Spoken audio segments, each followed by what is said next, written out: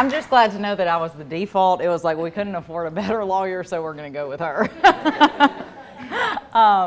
And let's be honest, I'm impressed that anybody came. He's right, this is a nasty day, and I thought nobody's going to come. But then I thought, yes, people will come because they want out of their own offices, and so they'll come sit here. Yes, and I'm getting head nods. This is true. I feel better about why I'm here today now. To entice y'all to get involved, because I hate nothing more than standing and talking for a long time. I brought prizes from our office, so you can get an MSU sweatshirt if you'll ask a question. I did realize when I got it, it's a little small, so you might want to keep that in mind if you ask for the sweatshirt. But I do have a larger t-shirt.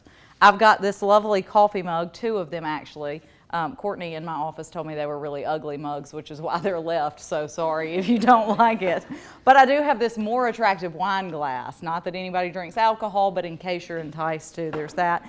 And then, I thought a man maybe barbecue sauce. So if you're wondering why do I have these random things, our office, in addition to handling legal matters, we do trademark and licensing for the university. So anybody that wants to make a product that has the Mississippi State logo has to send a sample of their product to our office. So we end up with a lot of random things. I could have brought like a toilet seat cover, but I decided to pass on that. I mean, there's all kinds of things that we have that are just totally random. And what we do with all this stuff, just in case you're curious, is send it all over to alumni like once a month, and then they use it for their alumni giveaway events, or I use it obviously in speeches, so it comes in very handy. The stuff that has the wrong trademark, like occasionally we get, goes in a box of stuff not to give away. So like when we get the Bulldog and Rebels on the same shirt, or like Ole Miss Bulldogs, that goes in the bad box. So that's always an issue for managing conflicts. So conflicts, the first question to kick us off is, when I'm talking about conflicts, what are we talking about? Somebody throw out a definition of conflict. Disagreement. Yep, okay, so disagreement. Some people think of conflicts as fights or arguments. We are going to talk about it in the broader sense today of a mental struggle and not necessarily a full-out battle or war. It could be a strong disagreement between people, or it could be just a disagreement. But a conflict, for purposes today, we're going to just think of a conflict as any time 2 or more people can't get on the same page about something. Can we avoid conflict? Absolutely not. I mean, not if you want to live on planet Earth. If you want to stay in your own house and have no friends and no family and no office, good. You can avoid conflict for the rest of your life. But as long as you're dealing with other human beings, there's obviously going to be conflict. Someone said that a person who is not dependent upon another, that is, who has no special interest in what the other person does, has no conflict with that person. And that's very true. I don't know you, and so we have absolutely no conflicts about anything. We've never talked. There's no reason for us to have any conflict. Now, I might have an issue if you walked in wearing my shirt and I felt like you had stolen my shirt, then we might have a conflict. But if I don't know you and you don't know me, we really ought to start our relationship in pretty good standing. But basically any other relationship you have in your life, at some point or another, there's going to be a conflict that emerges. And so what we're going to talk about today is your own personal style of dealing with conflicts, and maybe how you can change that style a little bit if you're too stuck in your style or find that your style is not that effective. And so Max Lucado said that conflict is inevitable, but combat is optional. And I think that is very true. Every conflict doesn't have to turn out into a full-out war, unless that's just the kind of person you are. And if that's the kind of person you are, you're probably not getting a lot accomplished.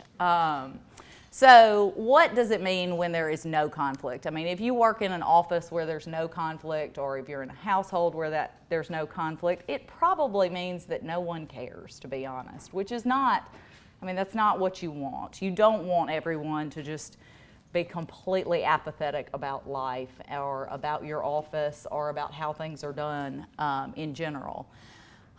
If there is no conflict within your own division, and let's say you're a department head or you supervise employees and they're never coming to you with other ideas, it probably means that they don't feel free to. because if they did have other ideas and they felt free to express them, they would probably tell you every now and then.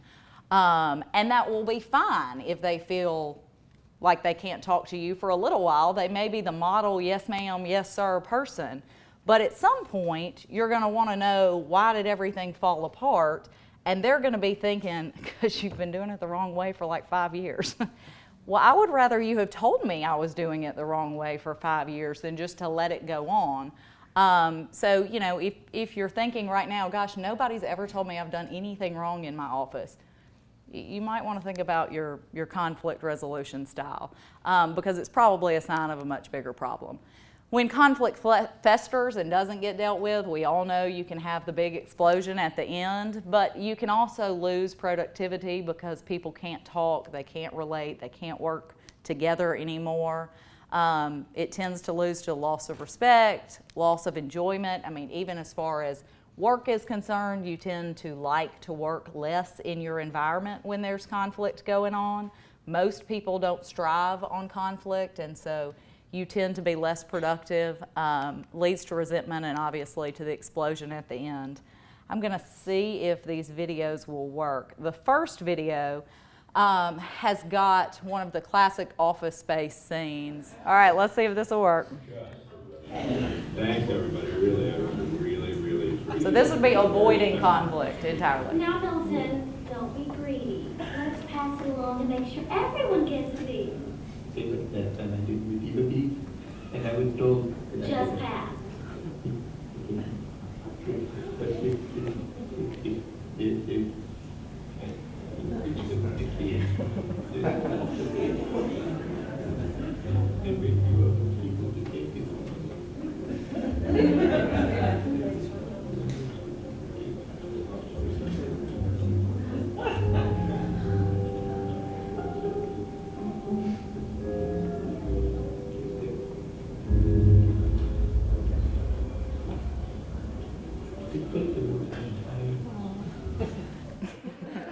I mean, poor Milton, like, the poor kid never gets cake.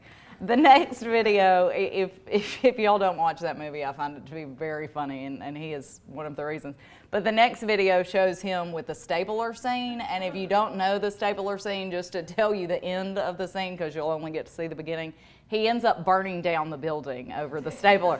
And so this is like full suppression of his emotions. And then you've got the total opposite at the end of this clip.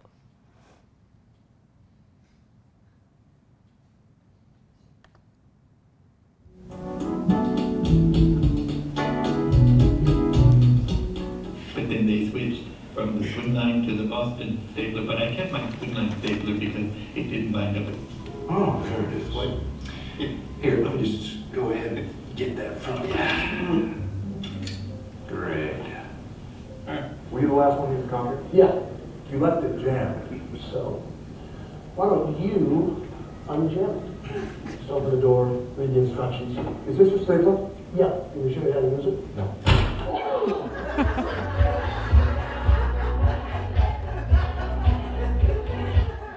So, I mean, you know, two different conflict resolution styles. You can kind of compare and contrast those and see what fits you a little better.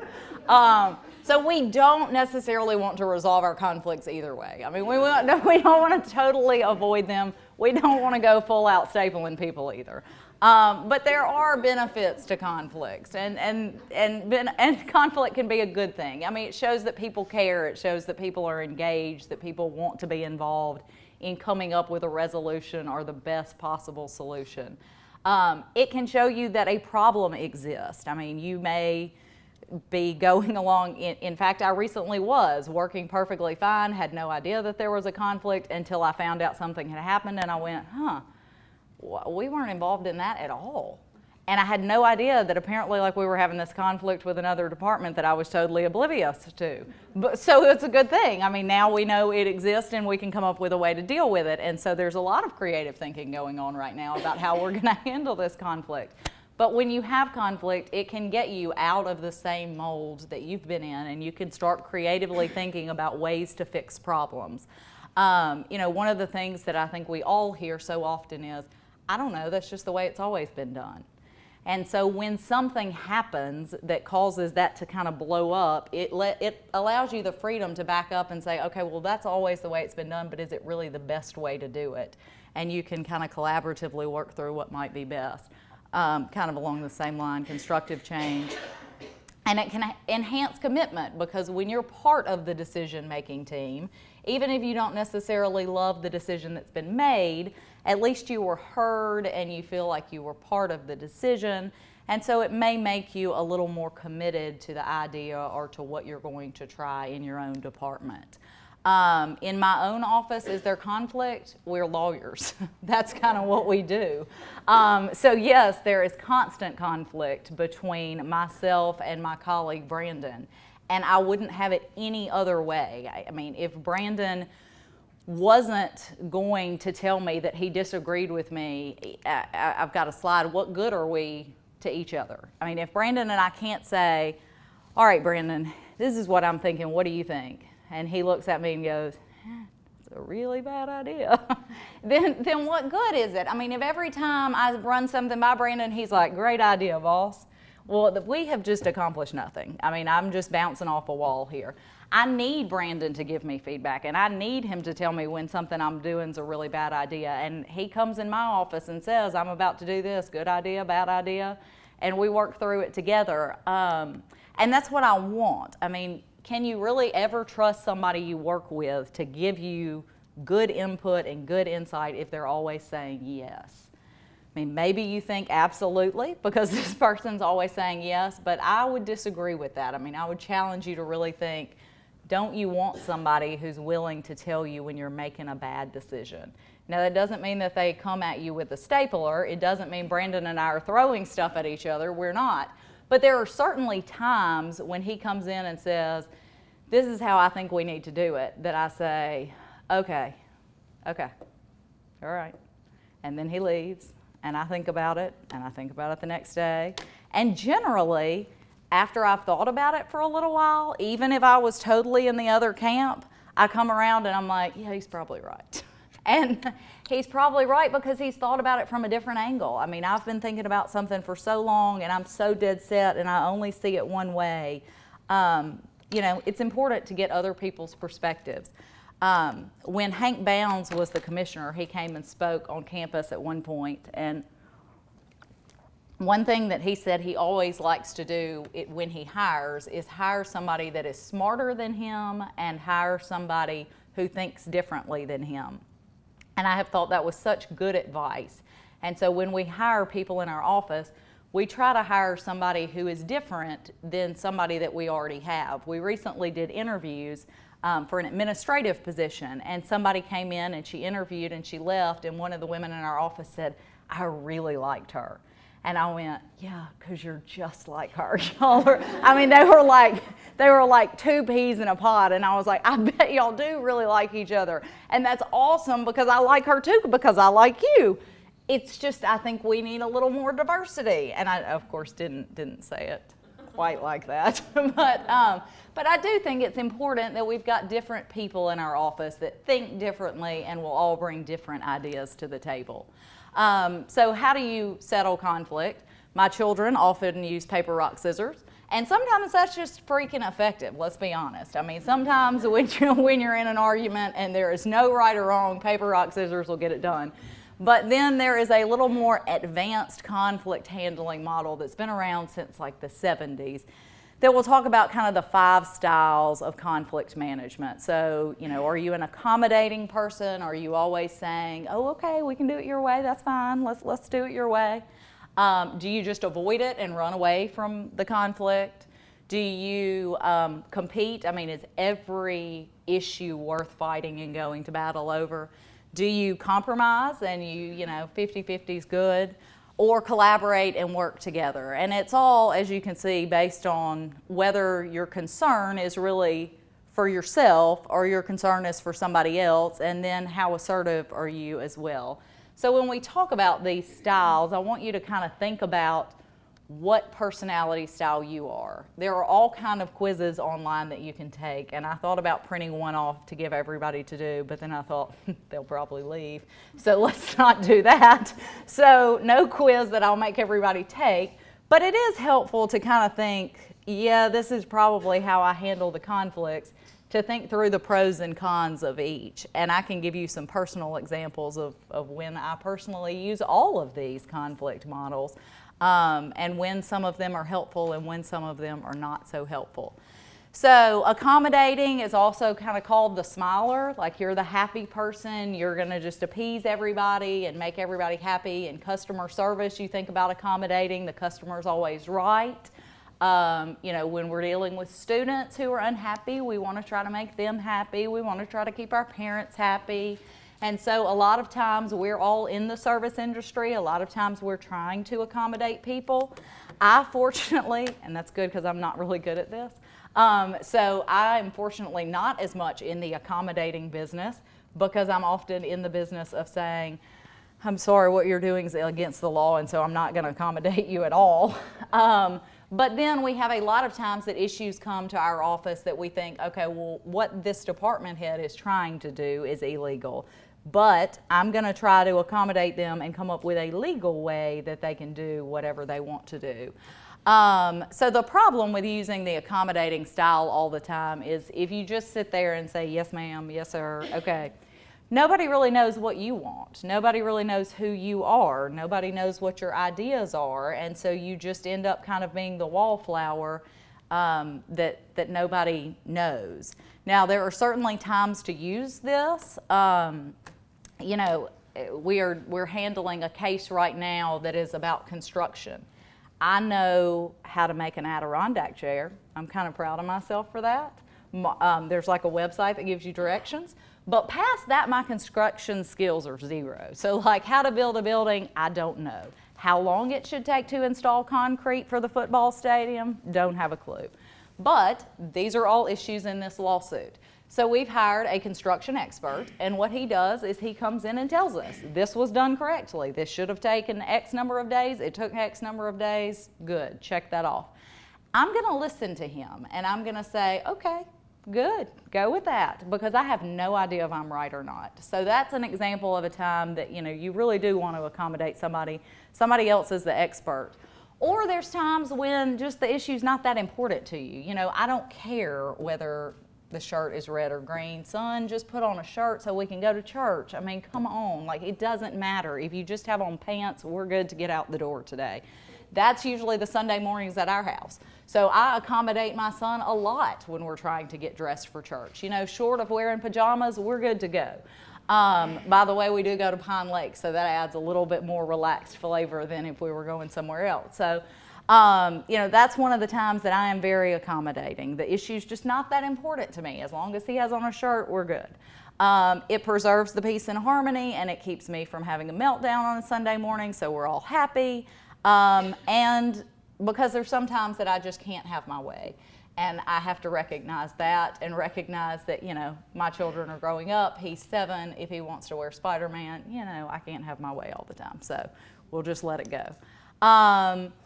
If you are always the accommodating person, though, you may want to try to work on being a little bit more assertive because you don't want to be pushed over all the time. Like, let's use my son since I'm already talking about him. When we were going to my brother's wedding, he was going to be the ring bearer. And at that point, like, the Spider-Man shirt just wasn't going to cut it. But he was having a total and complete meltdown. Let me tell you, at this point, he was like 4, and it was like all full-scale meltdown, like tears, crying, son, you've got to walk down the aisle, like, you know. So what did we do? Well, I guess we should save this, but I accommodated him, and I let him wear the Spider-Man t-shirt underneath his button-up white shirt. And he thought that was super cool because he was Spider-Man underneath, but nobody else knew because he had it on his white button-up shirt, right? So I accommodated him. I let him get that Spider-Man shirt on, but we still didn't ruin the wedding, and my sister-in-law appreciates that. So on the other end of the spectrum, if you don't want to accommodate, you may be an avoider. And your thought of conflict may be, I'm just going to ignore this and let it go away and pack my bags and run out the door. That can certainly be effective for some situations, but it certainly can be problematic. As y'all have already heard, hope is not a strategy, and so sitting around just praying, I hope this conflict gets better, I hope they get nicer one day, probably not going to happen unless you address it and do something about it. And if you are constantly avoiding an issue, you know, it can just fester. We all know that can get back to poor Milton who never got his cake or his stapler. And, you know, it just, the more you avoid something, the longer it festers and the less communication you want to have.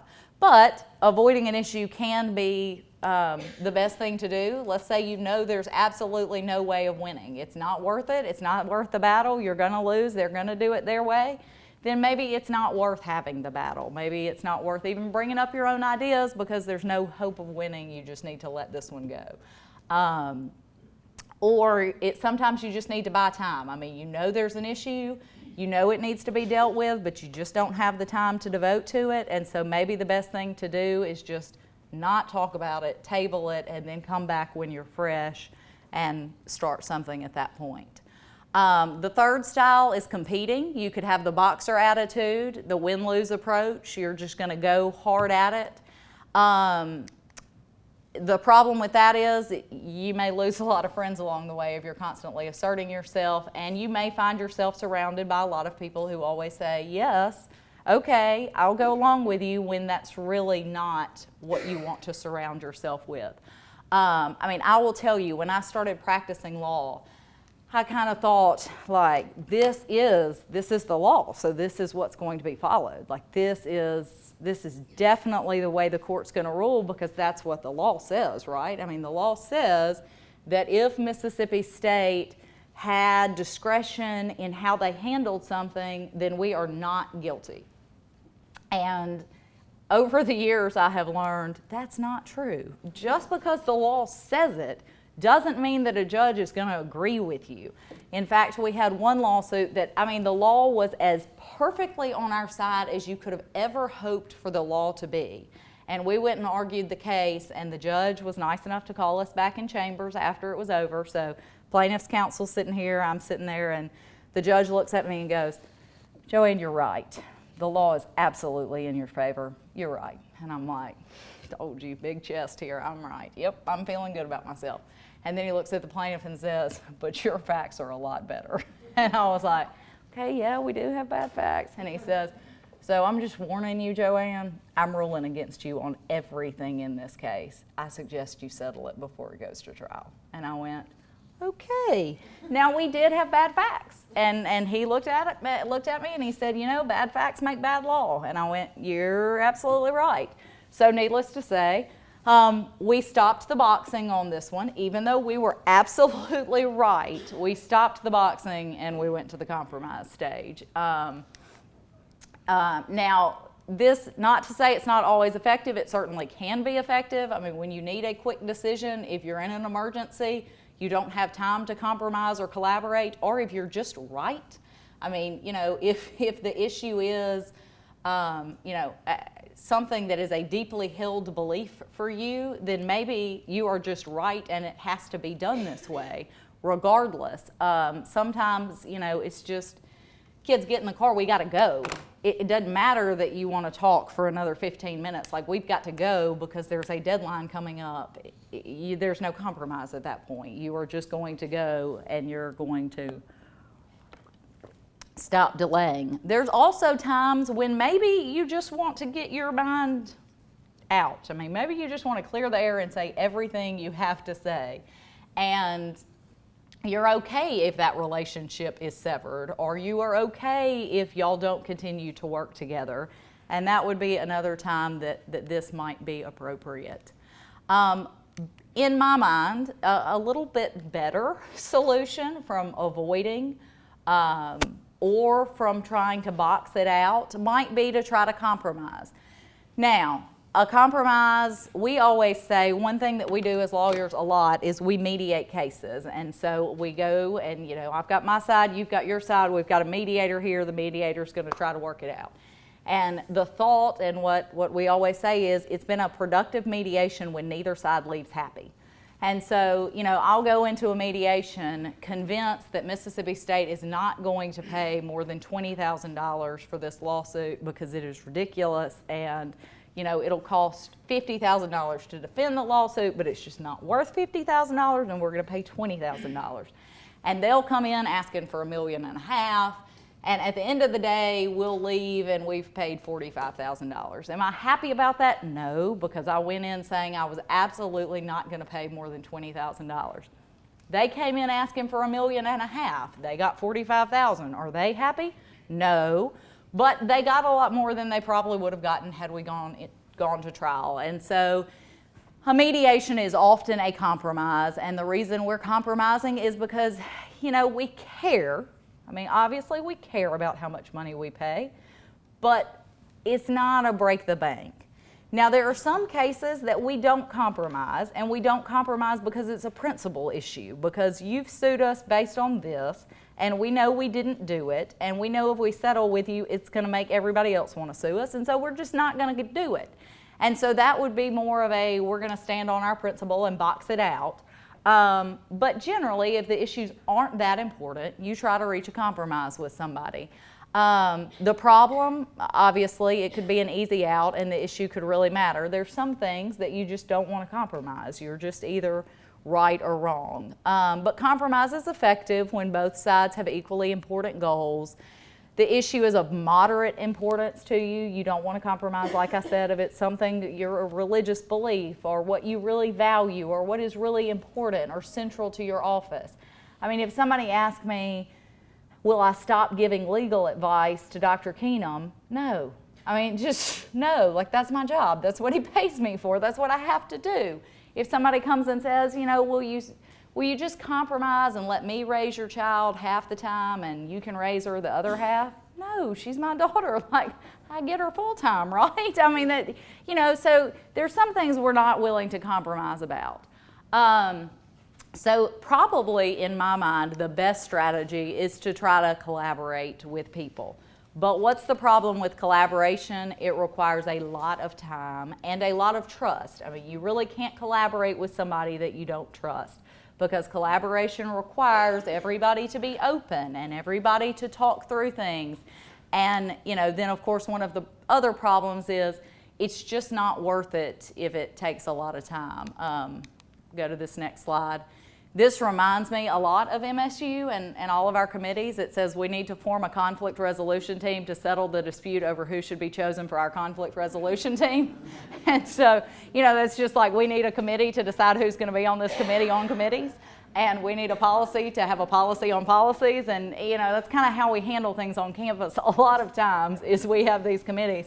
And that drives me crazy because I do tend to be one to make a decision. And so I just want to say, do we have to have 700 people to make a decision about what kind of toilet paper we want?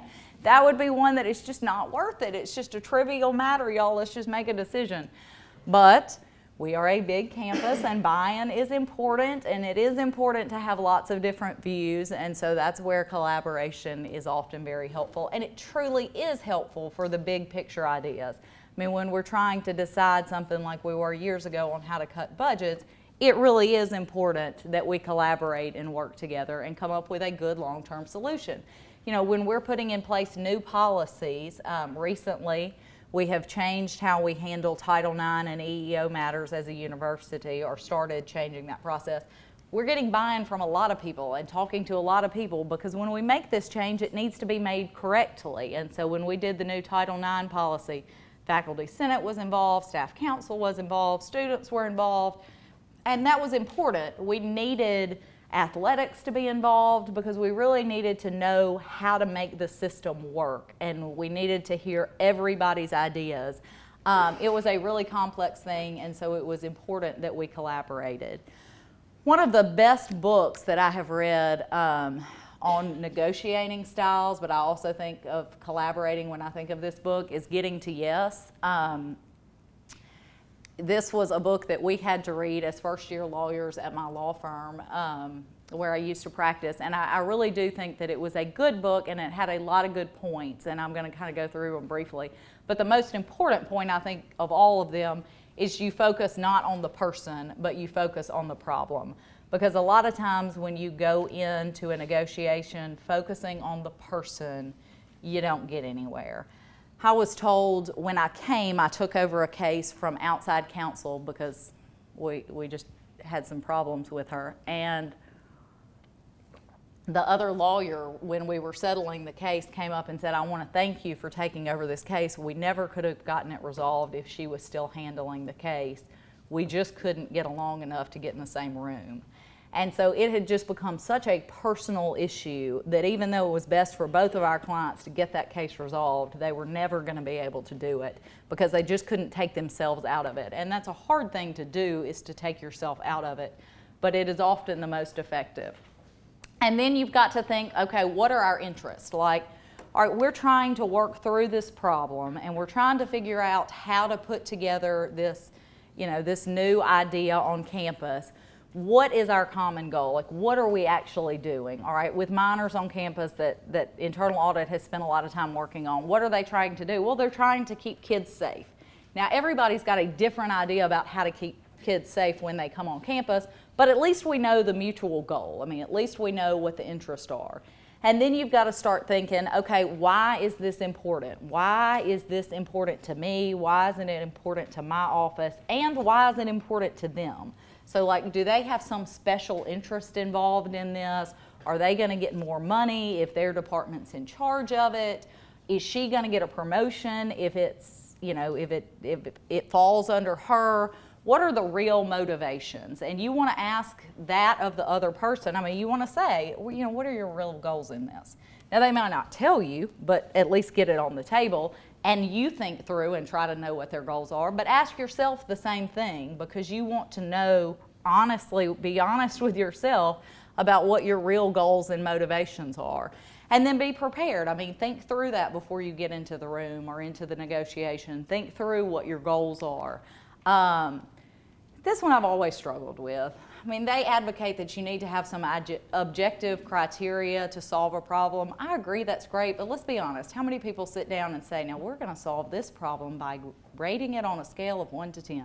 It just seems a little unrealistic to me. Good idea, maybe not so practical. But I do think having options generated are a good thing. And so in your planning, you think through, well, what are some possible options? What are different offices that could take charge of this? How are different ways that our office could do this? And, have some of those options to throw out on the table when you go into a negotiation, I think is always very helpful. And then it helps you, too, to be emotionally and mentally prepared when you don't get your way. I mean, because like I said, I go into mediations all the time with a what I want. And what I want is, I'd like to say, never. I was trying to think, like, maybe have I ever gotten my way? And I think the answer is absolutely not. But that's the job of a good mediator. I mean, a good mediator is there to make you go ahead and not get your way and still sign on the dotted line.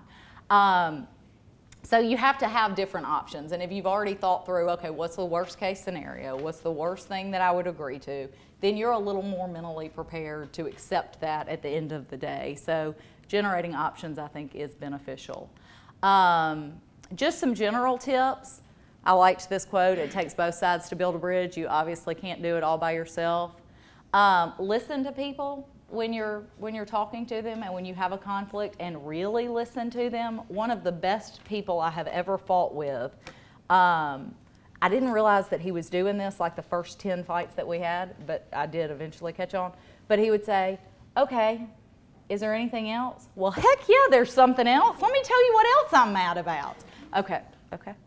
Is there anything else? Now that you ask, yes, I'm still mad about 6 weeks ago. But, asking that question, is there anything else, lets you get it off your chest and lets the other person go ahead and get out everything. You don't want to just hear, I'm unhappy that you took my red stapler. Well, go ahead and tell me that you're unhappy about these 12 other things too, so we can deal with them all at once rather than them coming out later and later. But this individual was very good about saying, so what else is there? Are you upset about anything else? Do you want to talk about anything else? And he would let me vent all day long, which was very productive, because once all the conflict's out there, you can work on resolving it. The other general tip is to be really careful with your nonverbal communication. There is, we deal with different types of people all the time. Y'all know as well as I do, if you're sitting in a meeting with somebody and they're sitting like this, you're like, we're getting nowhere. I mean, she's crossed her arms now, she's checked out. If you're sitting in a meeting and somebody's doing this the whole time, I mean, why am I even wasting my time trying to talk to this person? They're on their phone the whole time, they're not paying any attention to me. Try to be engaged. And we all know different people who have these signs. I mean, we all know what our boss's issues are. I mean, I can tell you what Dr. Keenum does when he's frazzled or upset about something. We all know. Lisa's like, yep, I know. But you all know because we all have these different signs. Like Sharon, whose door is next to mine, she knows when she hears me go, that something's wrong. And I mean, she'll often say, did I just hear a deep sigh? Yep. Yeah, you did.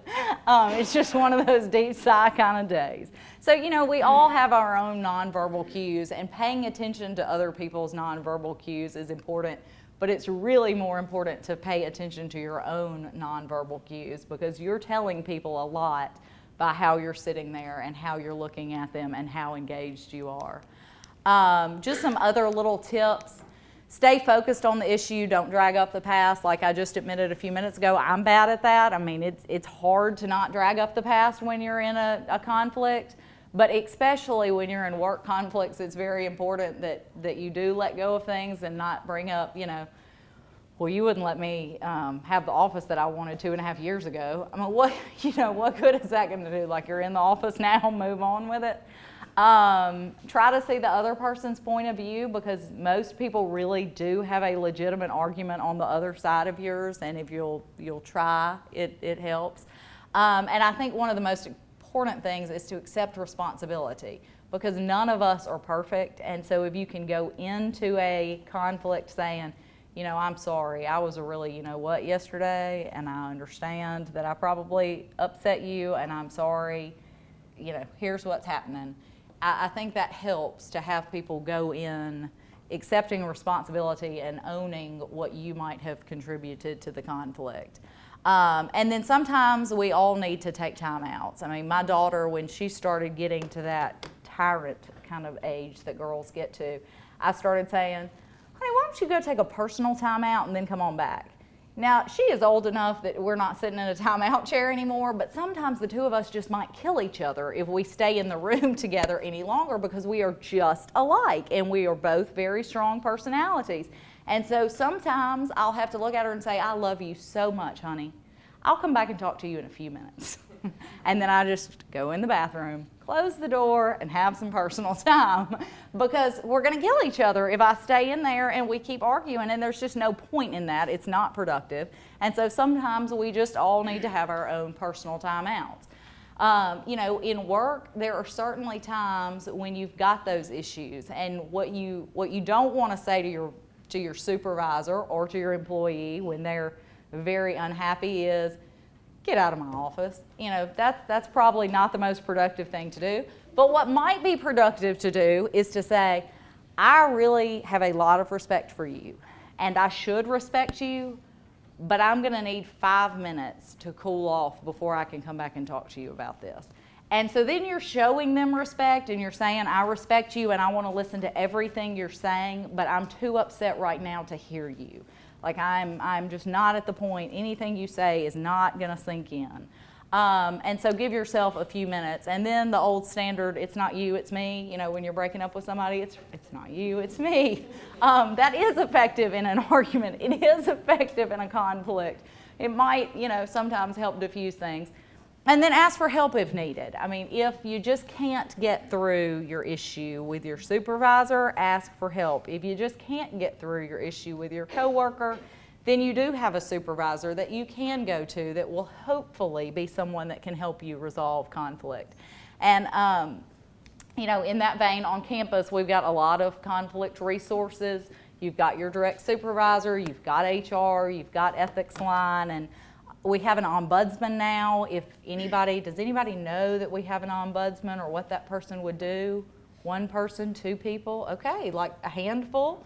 So for those of you who don't know, it's Hart Bailey, who used to be Faculty Senate President. He's the ombudsman now. And you can go to him, and he is completely confidential. It doesn't count as reporting like most places do for federal reporting purposes. I mean, it's basically like you're not talking to Hart at all. And I'm saying that because Hart is he is completely confidential.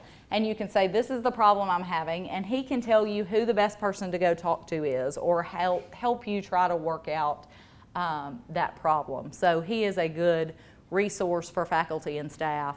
And then, of course, if you have a issue of a sexual nature or harassment or discrimination, we obviously have an EEO officer that can help resolve those issues as well. So on campus, we have a host of conflict sources.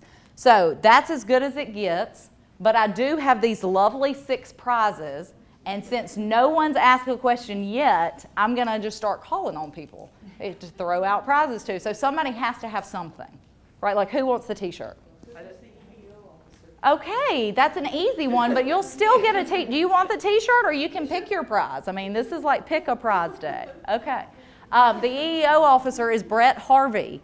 Brett's office is part of the Office of Compliance. So Joy Graves and Brett Harvey are a team. Letitia Butler also works with them. And you can call Brett anytime. I don't have his number memorized, I'm sorry. But his office is currently in HR because they are redoing a house off Morgan Avenue to move into. But Brett Harvey handles Title IX and EEO. All right, who's next? Coffee mug? Okay, people said that's ugly, so let's go with the wine glass. There, yeah, see, I'm liking this. All right, but you have to have a question. Okay, yeah. So in looking at the different ways to deal with it, I'm probably more like Milton, and that's just my personality. Sure.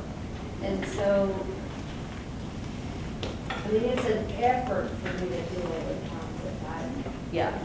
So how do you work around your personality? You know, I think that's a great question. For those of you who didn't hear, the question was, how do you work around your personality? She said that she's more of a Milton and is going to you know, maybe be more of a people pleaser and not bring up a conflict. And that's a hard thing to do because we're all uncomfortable with conflict at some point. And, you know, you've just got to be willing to step out there and know that you need your opinions to be known. And you don't have to be a raging you-know-what to do that. It can be done in a nice way. And you've just got to push yourself. I mean, we've all got to push ourselves. I often find that I have to push myself to keep it quiet, like I'm on the other end of the spectrum. And, you know, somebody once said that the best speech you'll ever give is the one you'll most regret. And I think that's so true because I've given some of those speeches, and so I have to work on the other side, and I try to be aware of the fact that I can come off too strong and be too confrontational, and so I try to be, you know, back off a little more and be more of a people pleaser. And I think the people pleasers just have to really work on, I need to be a little more assertive and let people know, and, you know, maybe drink a little wine before you go into it. I'm kidding, not before you work, not before you work. That would be illegal and a violation of all kind of policies. Okay, how about a man? Like, don't y'all want to cook something with barbecue? Do you want barbecue or you want something different? I'll have a sweatshirt. Awesome. Yeah, Courtney was right. The coffee mugs are holding strong, so they're ugly. Okay.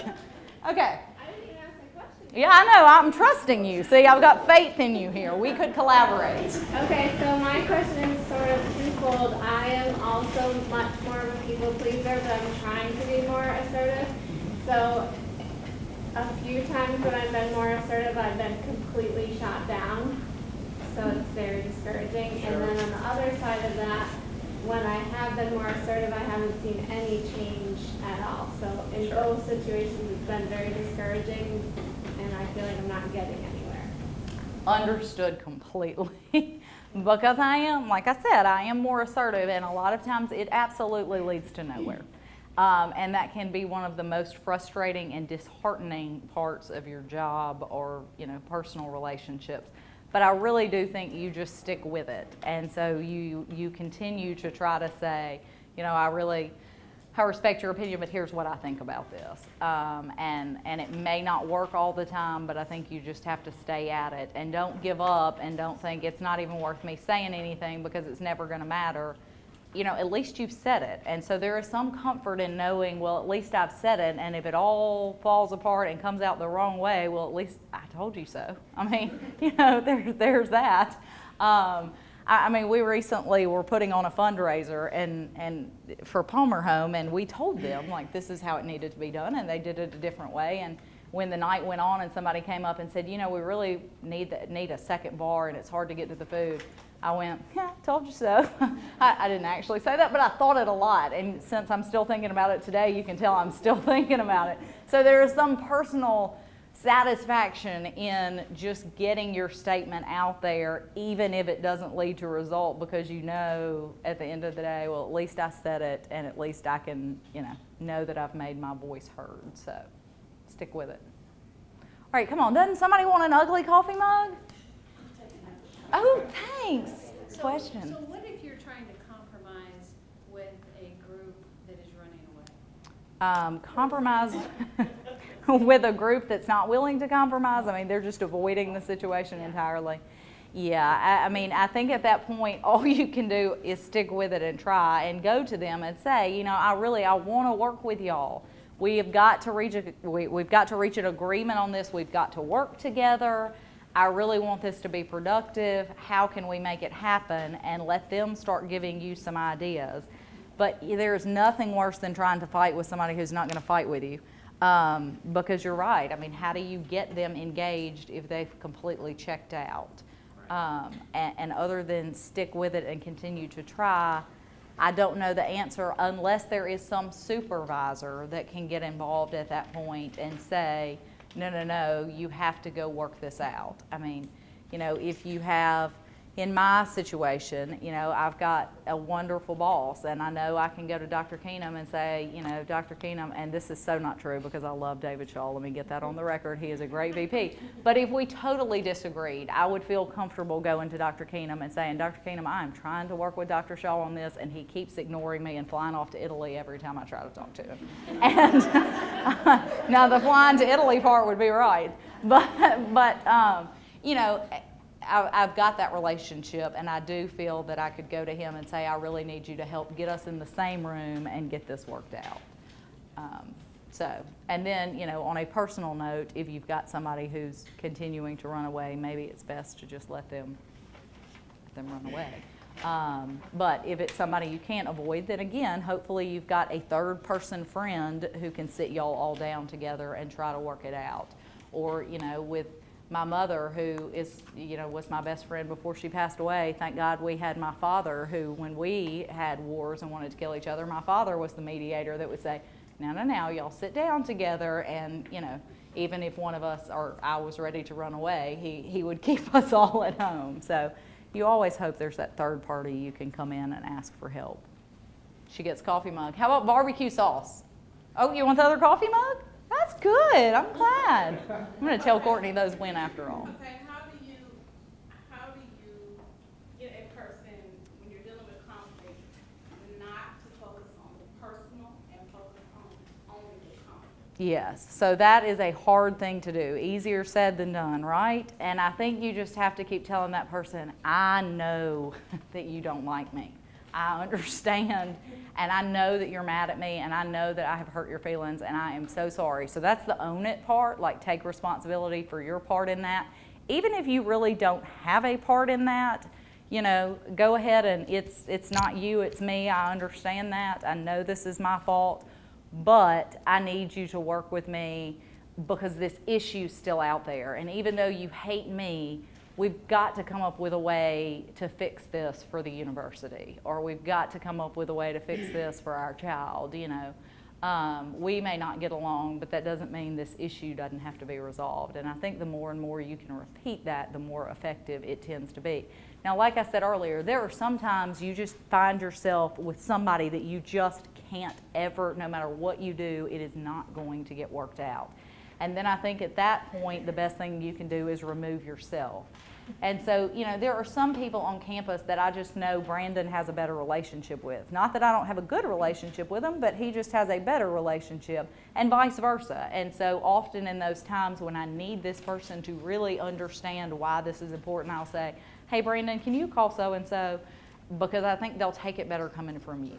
And some of that's just the male-female dynamic. I mean, there's just some people that take it better if it's coming from a man, and so I think that's important sometimes, that you have to be willing to say, I've had this where Brandon, I've done everything I could possibly do to work it out with this person, and they are just not listening to me. Can you please see what you could do and remove yourself and, let somebody else take it. All right, barbecue sauce is left. That's all that's left. I mean, it's good. It's like Mississippi State barbecue. I didn't make it, so it's good. Okay. You hold on to that barbecue sauce, but if somebody Okay. has a license of Ferrari, I would like first crack. In your office, from the aspect of conflict resolution, is there ever something where you just sit there and go, why do people keep doing this? Yes, a lot of those. Now I'm not sure about the side of conflict resolution, but I'm sure about there's a lot of stupid things that people do that I think, seriously, they're doing that again? Like, as far as conflict, no. I mean, Lisa, she's an auditor. I mean, the whole audit team's here. They can tell you there are departments on campus that you look at repeatedly and think, really? Like, we've told you 15 times you can't do it that way, and they keep doing it that way. And, what do you do on those?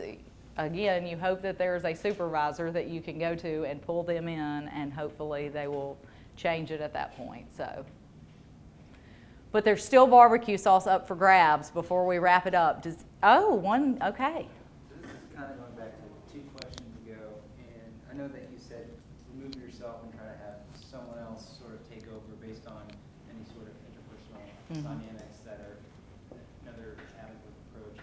But what sort of suggestions or approaches do you take when, because of someone's personality, and you're trying to come to a compromise, or you're just trying to even offer a compromise, because of their personality, they are not willing to seek any other views, and they are just completely obstinate in changing their own viewpoint and looking at something. Yeah, that's really, really hard, and we all are going to run into that, and obviously you've run into it. So, you're dealing with somebody and you've got the best of intentions and you're trying to compromise and they are just not going to work with you to compromise at all. What do? You